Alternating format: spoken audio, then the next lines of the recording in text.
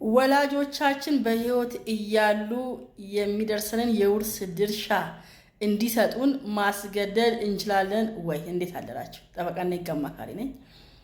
ብዙ ልጆች በተለይ በእድሜ ገፋ ያሉ ወላጆቻቸውን የውርስ ድርሻ እንዲሰጧቸው ያስገድዷቸዋል፣ ያስጨንቋቸዋል፣ ያስገድዷቸዋል እና ለማሳመንም ጥረት ያደርጋሉ እና ግዴታ አለባቸው ወይ እነኚህ ወላጆች የውርስ ድርሻ ለመስጠት ለልጅ ማለት ነው በህይወት እያሉ ድርሻዬን ስጠኝ ድርሻሽን ስጪኝ ተብሎ ያስጨንቋቸዋል እና ግዴታ አለባቸው ወይ? በህጉ ምንድነው እንግዲህ አንድ ተወላጅ ጤነኛ ካልሆነ መስራት የማይችል ከሆነ እና ችግር ውስጥ የወደቀ መሆኑን ካስረዳ ለፍርድ ቤት የቀለብ ገንዘብ መጠየቅ ይችላል።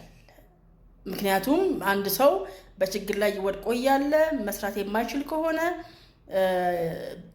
የቅርብ ዘመድ መርዳት ስላለበት፣ የቅርብ ዘመድ ደግሞ ያው ወላጅ ነው። ወላጅና ልጅ የቅርብ ዘመድ የሚባሉ ናቸው እና እንደዛ ቀለብ መጠየቅ ይችላሉ። በተረፈ ግን ወላጅ በህይወት እያለ ልጅ አይወርስም።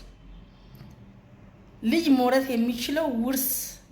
የሚችለው ወላጅ ከዚህ ዓለም በሞት ከተለዩ ብቻ ነው።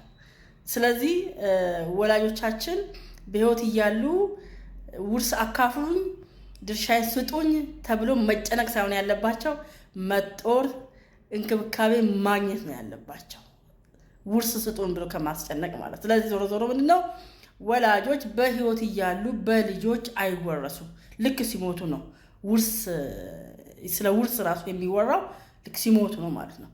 ስጦታ ግን ይቻላል። ያው ስጦታ መስጠት ይቻላል። ስጦታ ውል አለ። እሱ በሌላ ቪዲዮ ስላለ እሱ ማየት ይቻላል። ውርስ ግን በህይወት ያለ አንድ ወላጅ መውረስ አይቻልም ለማለት ነው። አመሰግናለሁ። ደህና ዋሉ።